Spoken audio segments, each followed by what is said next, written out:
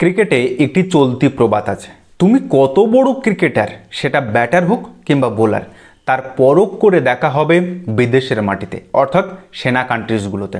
আর এই সেনা কান্ট্রিজ বলতে কোন কান্ট্রিগুলো বোঝানো হয় না? সাউথ আফ্রিকা, ইংল্যান্ড, নিউজিল্যান্ড এবং অস্ট্রেলিয়া, প্রত্যেকটা দেশের আদ্যাক্ষর নিয়ে হয় এই সেনা কান্ট্রি। কারণ এই চারটি দেশে যদি দেখা যায় তবে তাদের পিচ, খেলার মান, খেলার গতি সবটাই আমাদের উপমহাদেশের কিংবা এশীয় মহাদেশের মধ্যে যে ক্রিকেট খেলিয়ে দেশগুলো আছে তাদের থেকে একেবারে আলাদা। কারণ এই সমস্ত দেশগুলোতে আমাদের যদি এশিয়ান কান্ট্রিগুলো দেখি, তা সেটা ভারত হোক, বাংলাদেশ হোক, পাকিস্তান হোক, শ্রীলঙ্কা হোক, নেপাল, আফগানিস্তান কিংবা ইউএই, প্রত্যেকটা জায়গায় আমরা কিন্তু দেখেছি যে এই সমস্ত জায়গা থেকে ব্যাটিং যারা ব্যাটার হয় তারা বেশ ভালো পারফর্ম করে এবং তার সঙ্গে স্পিনাররা দুর্দান্ত পারফর্ম করে, এবং যে সমস্ত ফাস্ট বোলার আসে তারা বিশ্ব ত্রাস করে, যেটা রিসেন্ট টাইমে দেখা যাচ্ছে। কিন্তু পুরো ব্যাপারটাই আলাদা হয়ে যায় যখন এই সেনা কান্ট্রিগুলোতে যাওয়া হয়। কারণ এখানকার কোথাও পিচে আপনি বাউন্স দেখতে পাবেন, তো কোথাও পিচে বল নড়াচড়া করতে দেখবেন, অর্থাৎ সুইং হতে দেখবেন, তো কোথাও আপনি চিন মিউজিক শুনতে পাবেন। তো ফলে এই সমস্ত সেনা কান্ট্রিগুলোতে খেলার মানটা পুরো আলাদা এই কারণে, কারণ ওখানে ফাস্ট বোলারদের রাজত্ব, বাউন্স, সুইং, চিন মিউজিক সব কিছু আপনার জন্য রেডি থাকবে।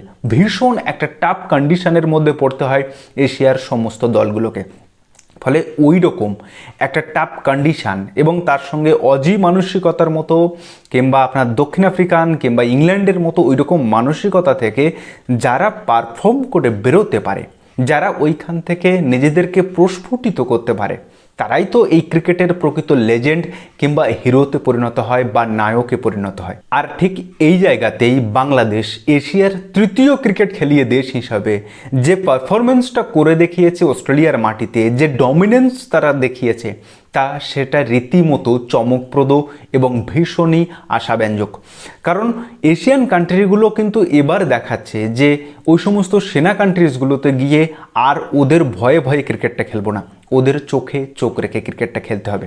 কারণ অস্ট্রেলিয়া বা ইংল্যান্ড কিংবা নিউজিল্যান্ড কিংবা আপনার সাউথ আফ্রিকার মাটিতে যখন আপনাকে খেলতে নামতে হবে, শুধুমাত্র পিচ, কন্ডিশন, আবহাওয়া, বলের সুইং, বাউন্স এসব না, ওদের মানসিকতার সঙ্গেও লড়তে হবে। আর যে লড়াটা লড়তে গেলে চাই বুকে একরাশ দম, শ্বাসবায়ু ভর্তি করে রেখে তাদের বিরুদ্ধে নামতে হবে, যেটা অলরেডি ভারত কিন্তু রীতিমতো করে দেখিয়েছে অস্ট্রেলিয়ার মাটিতে। আর বাংলাদেশ ঠিক এই জায়গাটাতেই প্রত্যাঘাত করেছে যে অস্ট্রেলিয়ার চোখে চোখ রেখে পুরো বুকে সাহস রেখে খেলতে নামবো, তারপর ম্যাচের রেজাল্ট যা হয় হবে। এবং এখানে কিন্তু বাংলাদেশ সত্যিই জিতে গেছে। এবং বাংলাদেশের যে কয়টা ফেমাস উইন আছে বা বিখ্যাত বা ঐতিহাসিক জয় আছে, তার মধ্যেও কিন্তু এই জয়টা তুলে থাকবে। আমি যে বিখ্যাত জয় বা ঐতিহাসিক জয়ের কথা বললাম সেটা ভিডিওর পরবর্তী অংশে বলছি। তো যাই হোক, এখান থেকে আমরা যদি দেখি যে এই অস্ট্রেলিয়ার মাটিটা আমাদের এশিয়ান কান্ট্রিগুলোর জন্য বরাবরই ভীষণ একটা শক্ত গাঁট। কেন এই কথাটা বলছি? কারণ আমরা যদি একটু পরিসংখ্যান ঘাঁটি তাহলে দেখতে পাবো যে অস্ট্রেলিয়ার মাটিতে আমাদের এশিয়ান দেশগুলো একেবারেই যাচ্ছে তাই পারফরমেন্স করে। সেখানে বাংলাদেশ রীতিমতো যে পারফরমেন্সটা করেছে সেটা কিন্তু চমকপ্রদ। কেন বলছি একটু শুনুন। এখনও পর্যন্ত যতদিন এশিয়ান কান্ট্রিগুলো অস্ট্রেলিয়ার মাটিতে ক্রিকেটটা খেলছে, সেখানে পাকিস্তান এখনও পর্যন্ত অস্ট্রেলিয়ার মাটিতে টোটাল 40টা ম্যাচ খেলেছে টেস্ট, সেখানে মাত্র 4টে ম্যাচে জয়লাভ করেছে। কিন্তু বিগত 30 বছর যদি আমি দেখি, তবে বিগত 30 বছরে পাকিস্তান অস্ট্রেলিয়ার মাটিতে একটিও টেস্ট জিততে পারেনি। এবার আসে শ্রীলঙ্কার কথায়। শ্রীলঙ্কা এখনও পর্যন্ত অস্ট্রেলিয়ার মাটিতে 15টি টেস্ট খেলেছে, কিন্তু একটা ম্যাচও জিততে পারেনি, যেটা বাংলাদেশ করে দেখিয়েছে অলরেডি। এবারে আসি এশিয়ান কান্ট্রিগুলোর মধ্যে সবথেকে সফলতম দেশ ভারত।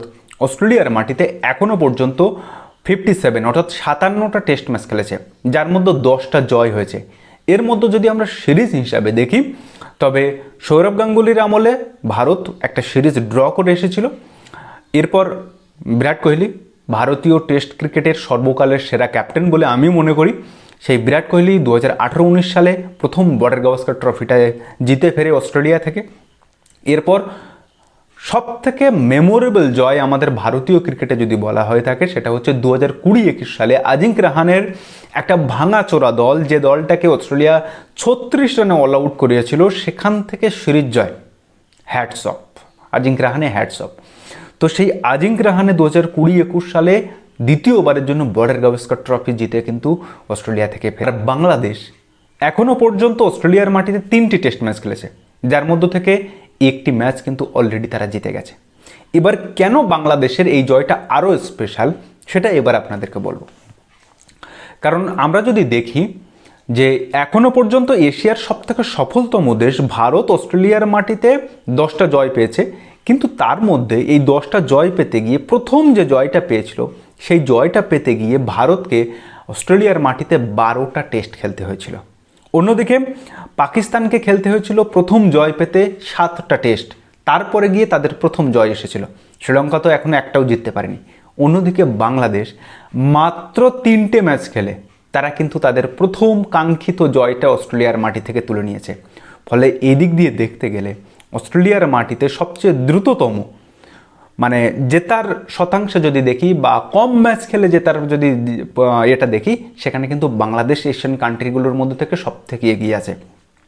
ফলে রীতিমতো বাংলাদেশের এই জয়টা ভীষণ ঐতিহাসিক একটা জয়, ভীষণ সাফল্যের একটা জয় বলা যেতে পারে বর্তমান বাংলাদেশ ক্রিকেটের জন্য। আর বিগত 1 বছর ধরে যদি আমরা অস্ট্রেলিয়ার পারফরমেন্স গ্রাফটা দেখি, তবে তা আমরা দেখব যে অস্ট্রেলিয়া পাকিস্তানে গিয়ে পাকিস্তানের কাছে ওডিআই টি20 সিরিজ হেরে এসেছে।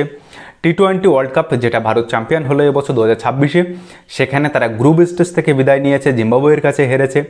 এরপর বাংলাদেশে ওডিআই সিরিজ খেলতে গেল, তাদের কাছেও হেরে বাড়ি ফিরেছে।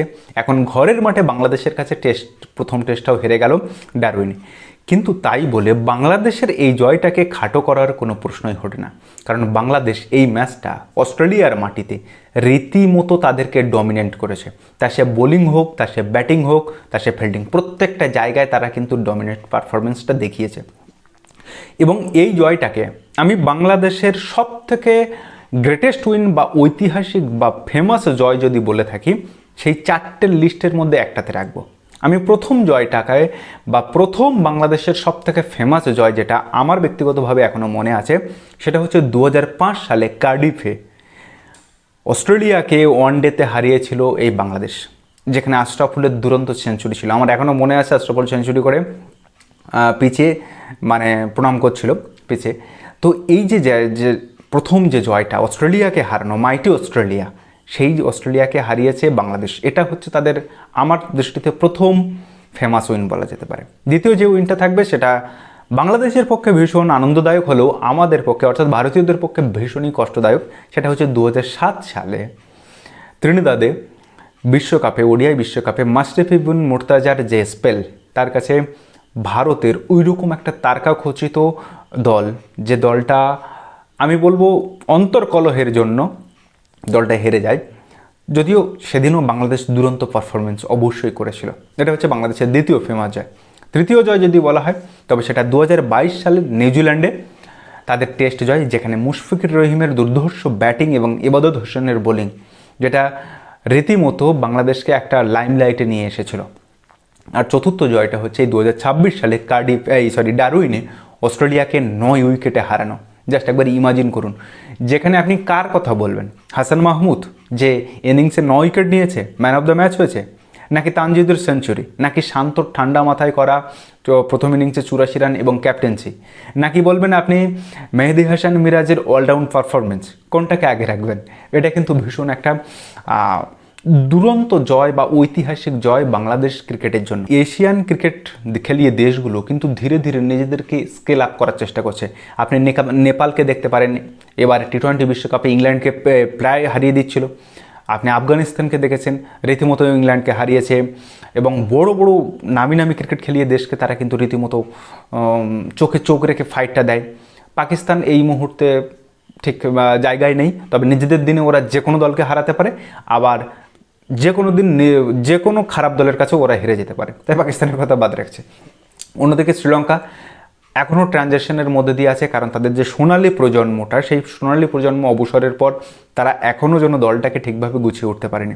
এদিকে বাংলাদেশ কিন্তু ধীরে ধীরে দারুণভাবে উঠে আসে, কারণ ক্রিকেটে একটি চলতি প্রবাদ আছে যে ব্যাটার তোমাকে ম্যাচ জেতাবে, কিন্তু টুর্নামেন্ট জেতাবে কিন্তু বোলার। অর্থাৎ বিপক্ষের 20টা উইকেট তোলার মতো এইরকম বোলিং ইউনিট দরকার। আর এই জায়গাটাই কিন্তু বাংলাদেশের পেস বোলিং বিভাগ, স্পিনার তো বরাবরই তাদের মোটামুটি ভালোই এসেছিল, কিন্তু তাদের যে পেস বোলিং বিভাগটা, পেস বোলিংয়ের যে ডিপার্টমেন্টটা, সেই ডিপার্টমেন্টটা কিন্তু এবারে দুর্দান্ত হয়েছে।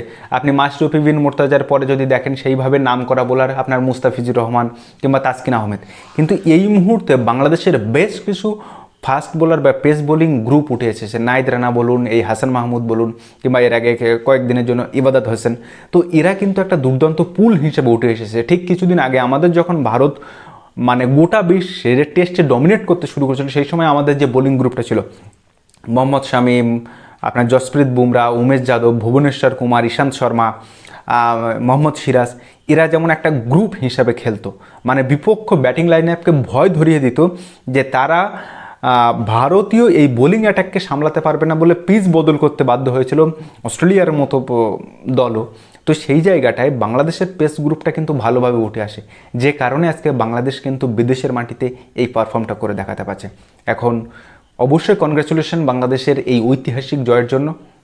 তো এখান থেকে দাঁড়িয়ে এটুকু বলা যেতে পারে যে এশিয়ান ক্রিকেট খেলিয়ে দেশগুলো বা এশীয় ক্রিকেট খেলিয়ে দেশগুলো কিন্তু রীতিমতো সেনা কান্ট্রির দেশগুলোকে চোখে চোখ রেখে ফাইট দেওয়ার জায়গায় অলরেডি চলে গেছে।